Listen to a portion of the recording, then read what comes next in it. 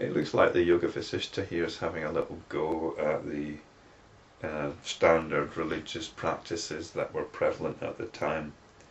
Austerity, charity, truthfulness and righteous conduct. They're noble virtues, and they're all well and good by themselves, but they don't lead us to final liberation. This is a bit like the contrast I made before between mental, emotional development and spiritual realization. They're often confused. Spiritual realization has got nothing to do with being good. It's got nothing to do with performing certain practices. All these practices can have benefits, but they don't necessarily lead to any kind of liberation from sorrow or any kind of realization into the true nature of things. Reflecting thus, the Creator brought me into being. He drew me to himself and drew the veil of ignorance over my heart. So we're learning here that the sage Vasistha isn't simply an enlightened being, he's actually of divine provenance.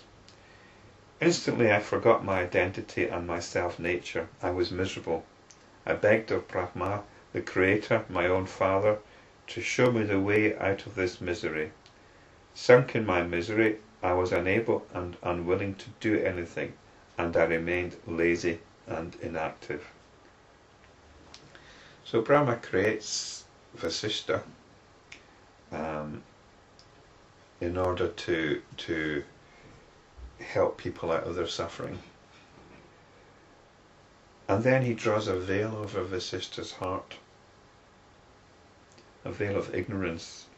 And it seems that Vasistha sinks into the same kind of state that the Prince Rama is in. In response to my prayer, my father revealed to me the true knowledge which instantly dispelled the veil of ignorance that he himself had spread over me. The Creator then said to me, "My son, I veiled the knowledge and revealed it to you so that you may experience its glory, for only then will you be able to understand the travail of ignorant beings and to help them."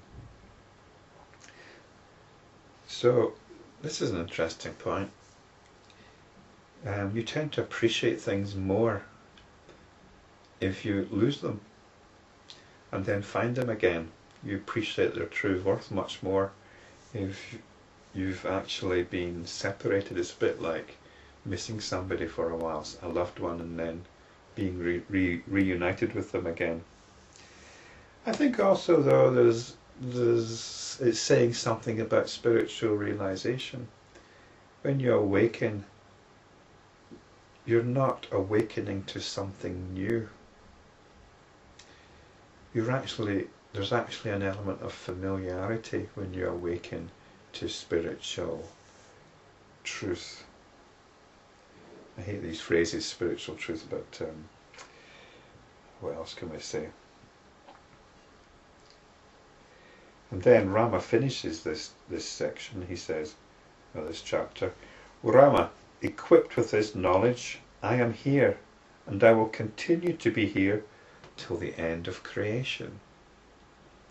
So there we go. Vasistha's still around, apparently. He's still around. Perhaps he's still present in this teaching.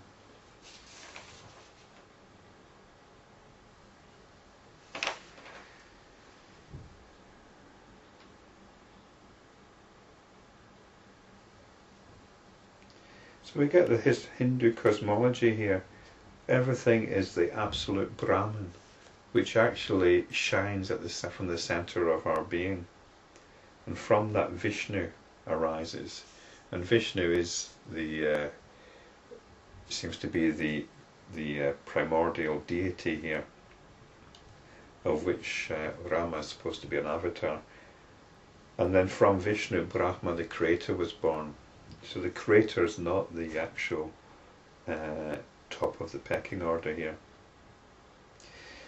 But perhaps we can understand Vishnu and Brahma as principles within ourselves, since the Brahman is what is shining in us. So rather than see these things as external entities, perhaps they're actually principles within ourselves.